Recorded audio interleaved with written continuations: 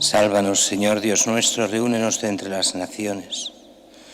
Daremos gracias a tu nombre, Señor, alabarte será nuestra gloria. En el nombre del Padre, del Hijo y del Espíritu Santo. Amén. Señor esté con todos vosotros. Preparémonos en esta celebración reconociendo nuestros pecados.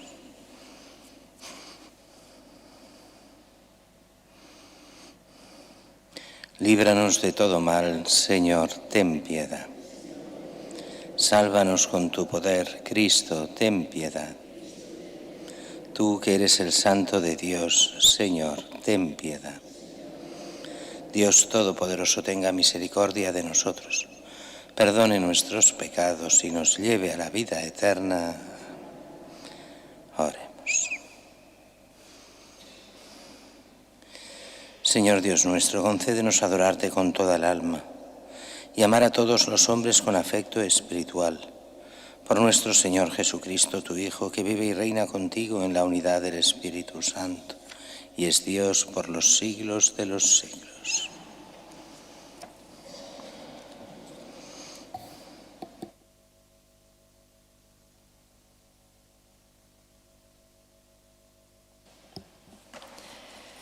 Lectura del segundo libro de Samuel.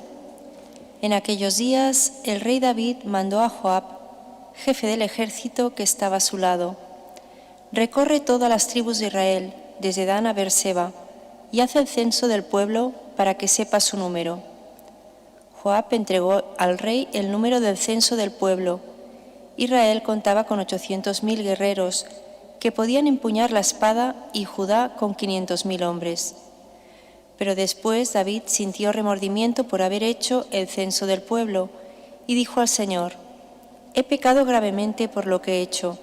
Ahora, Señor, perdona la falta de tu siervo, que ha obrado tan neciamente. Al levantarse David por la mañana, el profeta Gad, vidente de David, recibió esta palabra del Señor: ve y di a David, así dice el Señor, 3 cosas te propongo. Elige una de ellas y la realizaré. Gad fue a ver a David y le notificó: ¿prefieres que vengan 7 años de hambre en tu país o que tengas que huir durante 3 meses ante tus enemigos, los cuales te perseguirán, o que haya 3 días de peste en tu país? Ahora reflexiona y decide qué de responder al que me ha enviado. David respondió a Gad: estoy en un gran apuro, pero pongámonos en manos del Señor, cuya misericordia es enorme, y no en manos de los hombres. Y David escogió la peste. Eran los días de la recolección del trigo. El Señor mandó la peste a Israel desde la mañana hasta el plazo fijado. Murieron 77.000 hombres del pueblo desde Dan hasta Beerseba. El ángel del Señor extendió su mano contra Jerusalén para asolarla, pero el Señor se arrepintió del castigo y ordenó al ángel que asolaba al pueblo: basta, retira ya tu mano. El ángel del Señor se encontraba junto a la era de Araúna, el Jebuseo. Al ver al ángel golpeando al pueblo, David suplicó al Señor: soy yo el que ha pecado y el que ha obrado mal, pero ellos, las ovejas, ¿qué han hecho? Por favor, carga tu mano contra mí y contra la casa de mi padre. Palabra de Dios. Perdona, Señor, mi culpa y mi pecado. Perdona, Señor, mi culpa y mi pecado. Dichoso el que está absuelto de su culpa, a quien le han sepultado su pecado. Dichoso el hombre a quien el Señor no le apunta el delito y en cuyo espíritu no hay engaño. Perdona, Señor, mi culpa y mi pecado. Había pecado, lo reconocí, no te encubrí mi delito. Propuse: confesaré al Señor mi culpa, y tú perdonaste mi culpa y mi pecado. Perdona, Señor, mi culpa y mi pecado. Por eso que todo fiel te suplique en el momento de la desgracia, la crecida de las aguas caudalosas no lo alcanzará. Perdona, Señor, mi culpa y mi pecado. Tú eres mi refugio, me libras del peligro, me rodeas de cantos de liberación. Perdona, Señor, mi culpa y mi pecado. Aleluya, aleluya, aleluya. Mis ovejas escuchan mi voz, dice el Señor, y yo las conozco y ellas me siguen. Aleluya, aleluya.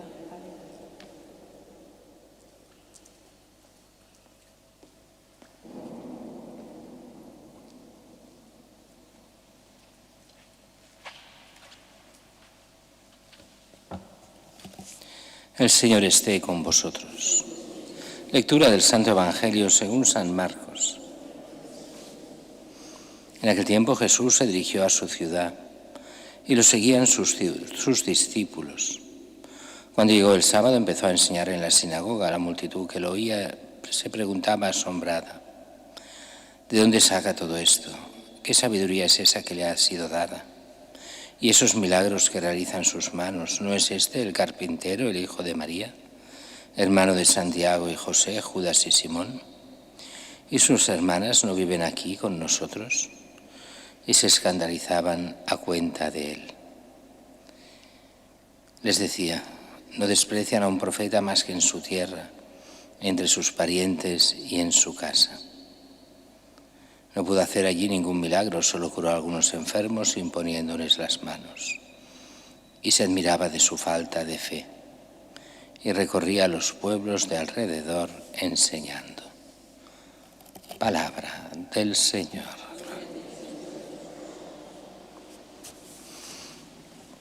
El Evangelio de hoy nos muestra una de las escenas de Jesús en Nazaret, allí donde había crecido.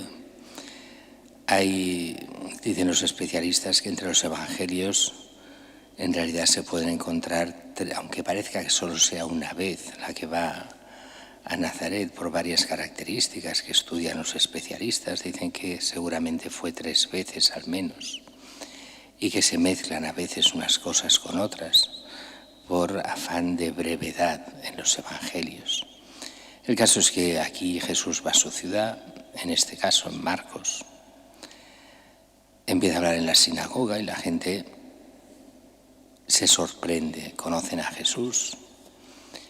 Dice aquí, y el detalle es muy bonito porque lo pone muy bien, dice: ¿no es este el carpintero, el hijo de María? Como diciendo, José ya no está. Y dice el hijo de María, no uno de los hijos de María, sino el hijo de María, hermano de Santiago, José, Judas y Simón. En otros lugares nos dirá que esos José, Judas y Simón y son de otros padres. O sea, quiere decir que es esa mentalidad muy aramea de llamar hermanos a los parientes. Hermanos y hermanas no son los hermanos de sangre, sino los parientes. Y Jesús se aprovechará de eso para dar una enseñanza que ha llegado hasta nosotros. ¿Quiénes son mi madre y mis hermanos? Los que cumplen la palabra de Dios y la ponen en práctica. Y así, desde el primer momento, todos los seguidores de Jesús se llamarán hermanos de Jesús. Y tanto es así que ya San Pablo llegará a decir aquello. Se llegaron a aparecer más de 500 hermanos. Jesús apareció después de resucitado a más de 500 hermanos.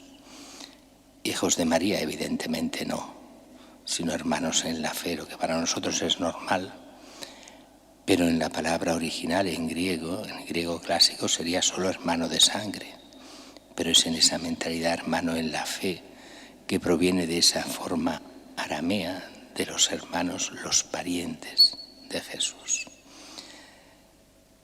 No aceptan a Jesús. ¿Quién es este? ¿Quién se cree que es? Lo conocemos. ¿Cómo va a ser el Mesías? Y Jesús dice que se escandalizaban a cuenta de él. Y les decía: no desprecian a un profeta más que en su tierra, entre sus parientes y en su casa.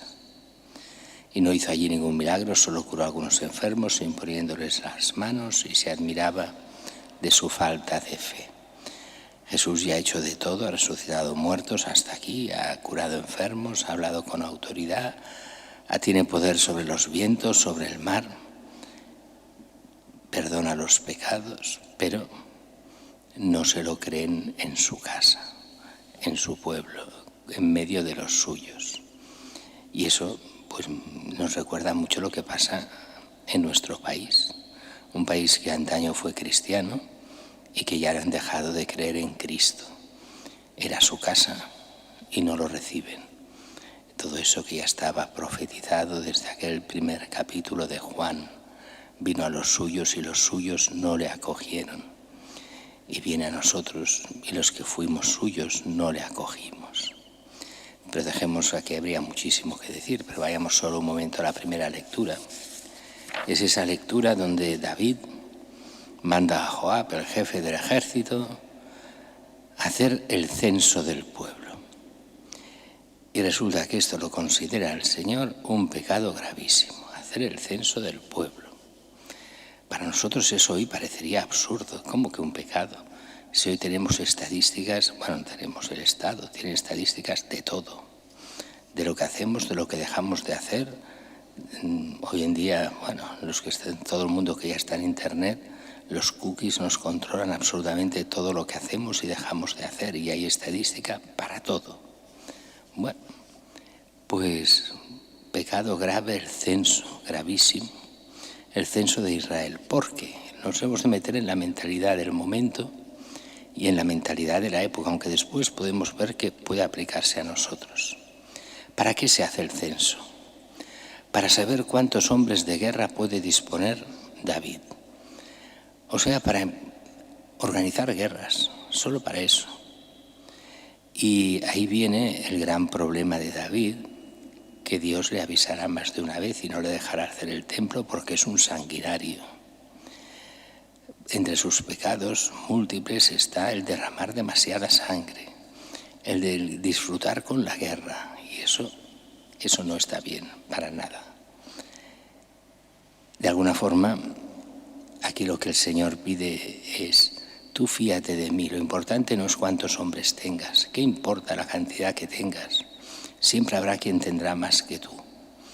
Lo que hay es que fiarse del Señor en los momentos difíciles, y la providencia actúa. Puesto en nuestro tiempo, sería un poco esa mentalidad de muchos de tener cogido y bien cogido el futuro y el presente. Cuánta gente cuando está en Internet, a ver cuántos seguidores, cuánta gente me ve, todas las estadísticas para ver cómo siguen. O incluso a nivel de parroquias, ¿no? Aquellas parroquias buenas son las que tienen mucha gente. Cuánta gente va a misa, cuánta no va, cuánta gente les sigue, cuánto no les siguen. Eso no tiene ninguna importancia. La importancia es, ¿se sigue la voluntad de Dios allí? ¿Cada uno de nosotros seguimos la voluntad de Dios o no? ¿Le seguimos a Él, sí o no? La estadística, los números, todo eso es engañoso. Todo eso es un poco como cuando hubo el gran desecho de lo que era Irlanda.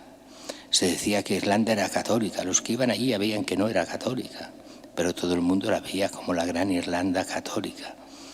Y de golpe se dieron cuenta que eran la gran mayoría ateos y anticlericales. Y ganaron todos los que iban contra la Iglesia en todo. ¿Por qué? Porque había muchísima hipocresía. El número oficial daba muy alto de los que eran católicos, pero los que allí vivían sabían bien cómo se vivía. Un catolicismo solo de ir a misa el domingo, pero sin creer en nada en lo que se hacía. Cambió la moda en nada, en un par de años, se orquestaron no sé cuántos escándalos y el pueblo dejó la Iglesia, más del 90%. Se fiaban de las estadísticas, de los números. No, lo importante era si se vivía o no la fe. Y fijaros bien que hay un detalle, y acabamos con este detalle de la primera lectura. Viene el gran castigo, pero ¿el castigo para quién es? Para el pueblo. Y eso es una de las cosas que la gente no entiende. Cuando uno no se rebela contra los pecados de los poderosos, sobre todo de los gobernantes, y acepta todo como si fuera normal, el que sufre es el pueblo, no el poderoso. El mal de los poderosos los paga el pueblo por permitir que los poderosos hagan lo que quieran contra la ley de Dios. Y por eso los castigos que propone el profeta son contra el pueblo, no contra el rey. Y el rey se queja. Pero si el mal lo he hecho yo, ¿por qué sufre el pueblo? Porque tú representas al pueblo y el pueblo no ha hecho nada para pararte ante el mal que haces. Así que paga el pueblo. Y eso se repite de generación en generación, hasta en las nuestras. En nuestras generaciones pasa lo mismo. El pecado de los gobernantes lo paga el pueblo por no saber realmente oponerse al gobernante, por dejarle hacer lo que quiera, por no crear problemas cuando va contra la ley de Dios. No es el que gobierna, está por encima de Dios, que no está por encima de Dios. Solo estás tú, que has de dar cuentas a Dios, no a Papá Estado, sino al verdadero Padre, no a Barrabás. Recordemos, Barrabás quiere decir Bar-Abás, el hijo del Padre. El falso hijo del Padre era Barrabás. El auténtico hijo del Padre al que nos debemos es Jesucristo, nuestro Señor, el único Salvador.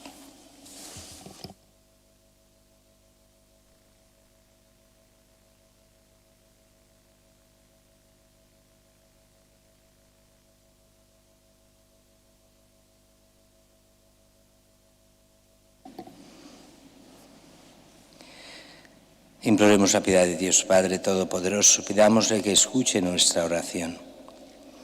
Para que conceda a la Iglesia el gozo del Espíritu Santo, roguemos al Señor. Para que dé a los gobernantes el sentido de la justicia, de la libertad y de la paz, roguemos al Señor. Para que otorgue a los pueblos la concordia leal y pacífica, roguemos al Señor. Para que dé a los desterrados el gozo del retorno, roguemos al Señor. Para que a nosotros, su pueblo, nos haga crecer en la fe, nos purifique el corazón y nos abra la puerta del reino eterno, roguemos al Señor. Muestra, Padre Celestial, tu bondad al pueblo que te suplica para que reciba sin tardanza lo que pide confiadamente.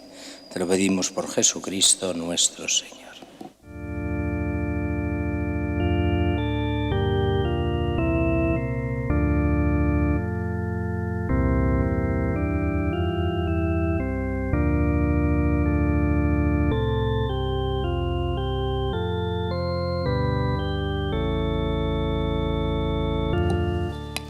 Bendito seas, Señor Dios del universo, por este pan, fruto de la tierra y del trabajo del hombre, que recibimos de tu generosidad y ahora te presentamos. Él será para nosotros pan de vida.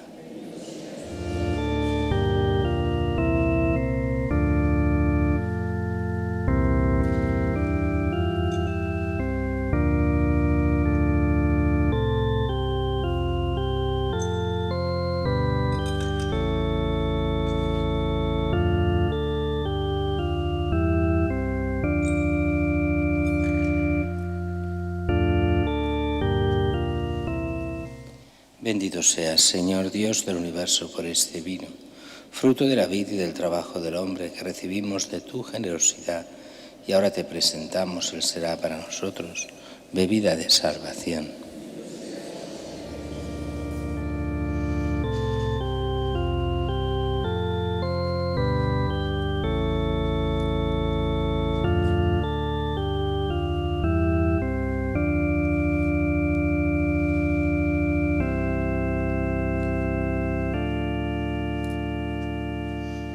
Orad, hermanos, para que este sacrificio mío y vuestro sea agradable a Dios Padre Todopoderoso.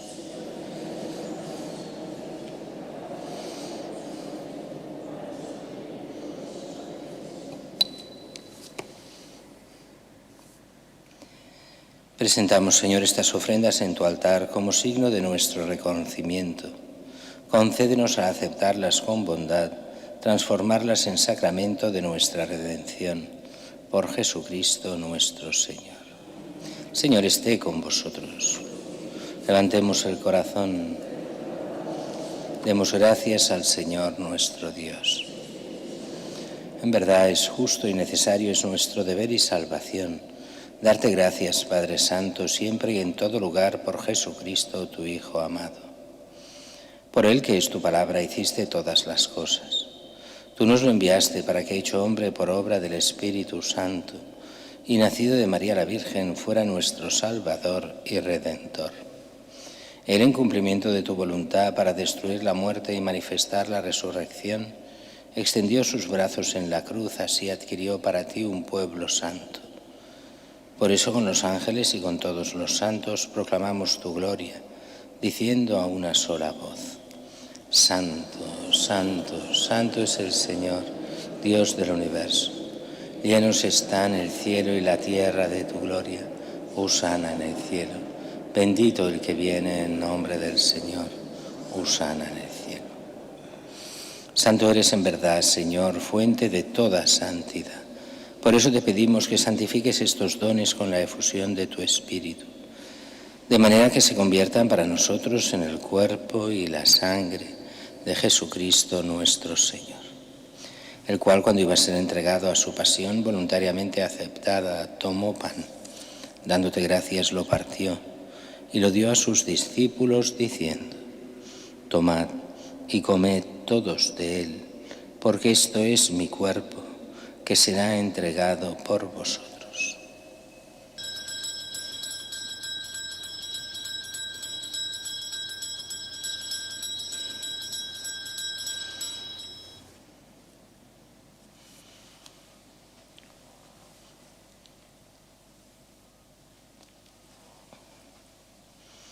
Del mismo modo, acabada la cena, tomó el cáliz y, dándote gracias de nuevo, lo pasó a sus discípulos diciendo: tomad y bebed todos de él, porque este es el cáliz de mi sangre, sangre de la alianza nueva y eterna, que será derramada por vosotros y por muchos para el perdón de los pecados.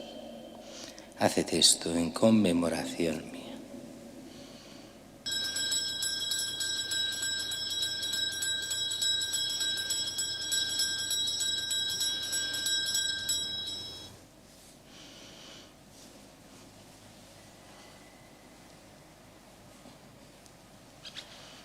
Este es el sacramento de nuestra fe.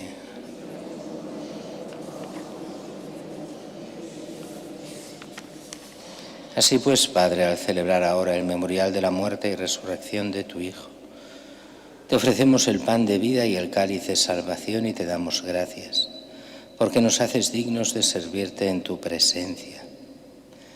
Te pedimos humildemente que el Espíritu Santo congregue en la unidad a cuantos participamos del cuerpo y la sangre de Cristo.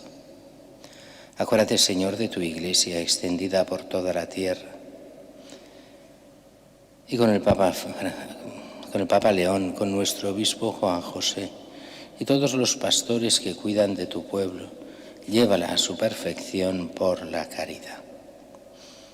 Acuérdate también de nuestros hermanos que durmieron en la esperanza de la resurrección, de Josep María Calderolles y de todos los que han muerto en tu misericordia. Admítelos a contemplar la luz de tu rostro. Ten misericordia de todos nosotros.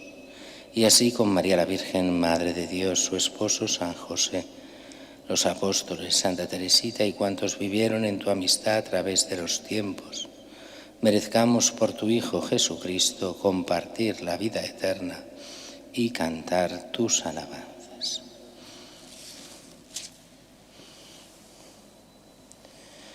Por Cristo, con Él y en Él, a ti, Dios Padre omnipotente, en la unidad del Espíritu Santo, todo honor y toda gloria por los siglos de los siglos.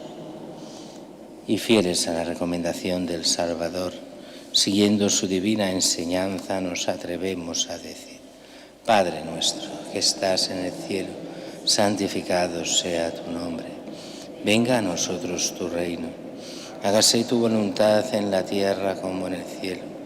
Danos hoy nuestro pan de cada día. Perdona nuestras ofensas, como también nosotros perdonamos a los que nos ofenden. No nos dejes caer en la tentación y líbranos del mal. Líbranos de todos los males, Señor.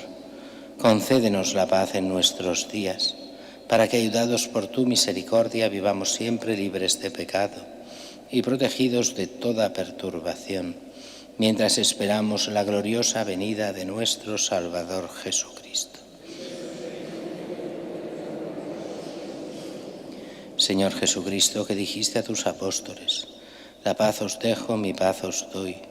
No tengas en cuenta nuestros pecados, sino la fe de tu Iglesia, y conforme a tu palabra, concédele la paz y la unidad, tú que vives y reinas por los siglos de los siglos. La paz del Señor esté siempre con vosotros. daos fraternalmente la paz.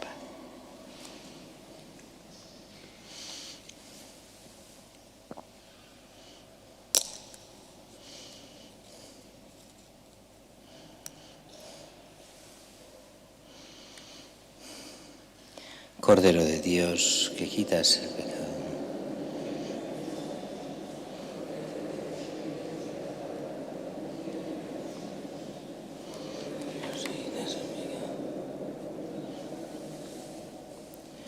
Este es el Cordero de Dios que quita el pecado del mundo. Dichosos los invitados a la cena del Señor. No soy digno de que entres en mi casa. La palabra tuya bastará más.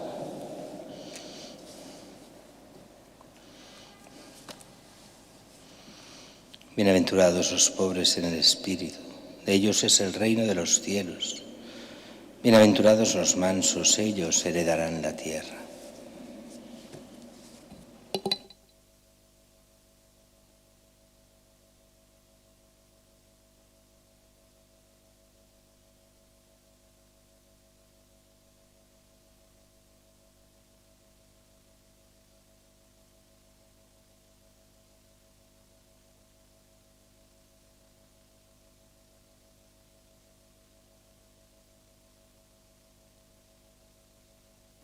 Comunión espiritual. Creo, Jesús mío, que estás realmente presente en el Santísimo Sacramento del altar. Te amo sobre todas las cosas y deseo recibirte en mi alma, pero como ahora no puedo recibirte sacramentalmente, ven al menos espiritualmente a mi corazón. Como si ya te hubiese recibido, te abrazo y me uno del todo a ti. No permitas, Señor, que jamás me aparte de ti. Amén. Todo es posible al que tiene fe en mí. Señor, hoy dudo, aumenta mi fe. Todo es posible al que tiene fe en mí. Señor, hoy dudo, aumenta mi fe. Todo es posible al que tiene fe en mí. Señor, hoy dudo, aumenta mi fe.